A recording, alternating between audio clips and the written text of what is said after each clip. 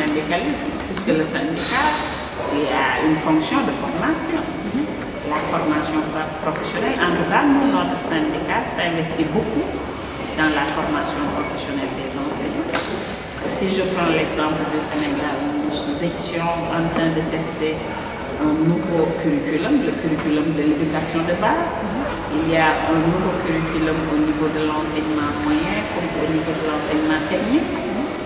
C'est une période de rupture paradigmatique. Donc les enseignants ne comprennent pas.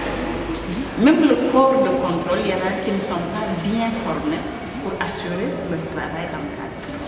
C'est la raison pour laquelle nous devons bien former nos enseignants. Les syndicats également devraient s'investir dans les réformes curriculaires. Parce que le curriculum devrait être adapté aux réalités du terroir. Nous ne pouvons pas calquer un bon curriculum si tant est que l'éducation est là pour être un levier de développement. Cela doit être adapté à la réalité de chaque terroir. Il y a des régions où économiquement c'est l'agriculture qui prédomine. Dans d'autres, c'est les richesses minières, etc. Les syndicats doivent participer à ce débat théorique pour apporter les changements qu'il faut dans les curricula. Nous sommes partis de l'imaginaire populaire concernant les syndicats. En ce qui concerne les jeunes, ce qu'ils disent, c'est que dans les syndicats, disons, les collègues âgés caporalisent les postes de décision. C'est ce qu'ils ont l'habitude de dire. C'est la raison pour laquelle, à notre dernier congrès, nous avons été élus un secrétaire général adjoint jeune chargé des corps émergents. Première chose. Deuxième chose, même dans le top management, on a essayé de mettre des jeunes. Il y en a qui sont ici avec nous à la conférence. Deuxième chose, nous avons installé une commission permanente des jeunes. Une structure leur permettant de discuter entre eux, d'identifier leurs problèmes, de s'auto-former, etc. Troisième chose,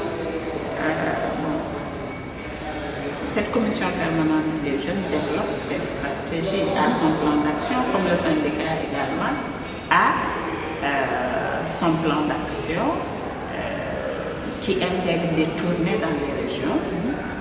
Nous avons également les technologies de l'éducation, les technologies de l'information et de la communication, une page Facebook, un site internet. Et au niveau de la page Facebook, c'est principalement les jeunes qui la font. Les jeunes s'organisent également pour aller. Nous recrutons actuellement en milieu jeune, je touche du bois, contrairement à ce qui se faisait avant. Et c'est mesurable à partir de nos cotisations concernant les corps dits émergents. Oui, c'est-à-dire les vacataires, les volontaires. Avant, notre syndicat était un syndicat déclassé. Nous n'avions pas trop de cotisations dans ces corps, mais les cotisations ont quadruplé. Plus que quadruplé même au niveau de ces corps émergents. Je leur dirais que ce n'est pas difficile.